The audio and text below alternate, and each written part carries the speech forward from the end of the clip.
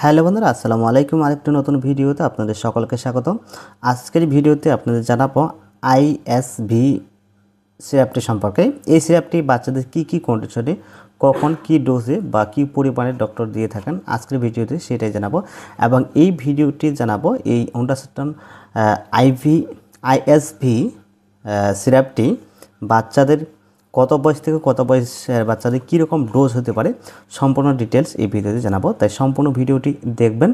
চ্যানেলে যদি নতুন হয়ে থাকেন অবশ্যই চ্যানেলটিকে সাবস্ক্রাইব করে পাশে থাকবেন এরকম নিত্য নতুন ভিডিওর নোটিফিকেশন পাওয়ার জন্য। বন্ধুরা, আইএসভি যে সিরাপটি রয়েছে এই সিরাপটির মধ্যে যে কম্পোজিশনটি রয়েছে সেটা হলো অন্ডাসেটন।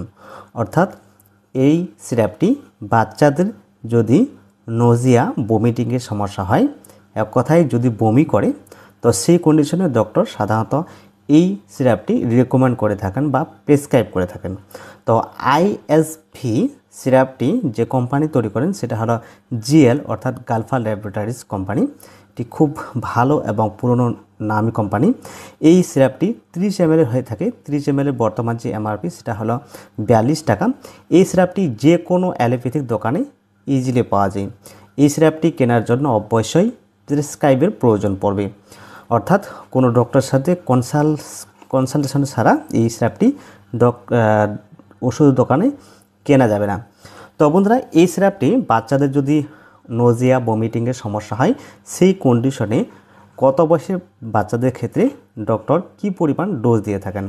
তো বন্ধুরা, এই সিরাপটি 0 থেকে 3 বছর অবধি এবং 5 বছর অবধি বাচ্চাদের ক্ষেত্রে দেওয়া হয়ে থাকে। তবে বয়স এবং ওজন অনুপাতে এই সিরাপটির ডোজ নির্ধারণ করে থাকেন ডক্টর। তো বাচ্চার বয়স যদি 6 মাসের মধ্যে হয় সেক্ষেত্রে 1 ml করে অর্থাৎ 20 ফোঁটা করে দিনে 2 থেকে 3 বারের মতো, এবং বাচ্চার বয়স যদি 6 মাসের উপরে হয় এবং 1 বছরের মধ্যে হয় সেক্ষেত্রে 2.5 ml করে দিনে 2 থেকে 3 বার, এবং বাচ্চার বয়স যদি 1 থেকে 3 বছরের মধ্যে হয় তাহলে 5 ml করে দিনে 2 থেকে 3 বারের মতো খাওয়ার পরামর্শ দিয়ে থাকেন। তো বন্ধুরা, এই সিরাপটি খাওয়ার পরে অবশ্যই আধা ঘন্টা কোনো জিনিস মুখে দেওয়া যাবে না, তাহলে কিন্তু বমি করে দিতে পারে। তো সেক্ষেত্রে এই সিরাপটি খাওয়ার পরে আধা ঘন্টা মুখে বা কোনো খাওয়াবেন না, তাহলে বমিটিং যে হয় সেটা আটকে যাবে আর বমি করবে না। তো বন্ধুরা, এই সিরাপটি খাওয়ার পরে কোনো সাইড এফেক্ট দেখা দেবে কি?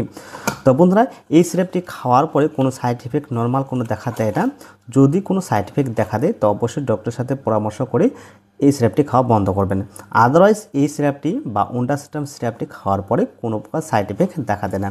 আপনারা দেখতে পাচ্ছেন এরকম 30 ml একটা বোতল থাকে, আর এখানে একটা ড্রপার থাকে। যে সমস্ত বাচ্চার বয়স 0 থেকে 6 মাসের মধ্যে তাদের ক্ষেত্রে এই ড্রপারের মাধ্যমে বাচ্চাদের খাওয়ানোর যে সুবিধা সেটা করে দিয়েছে।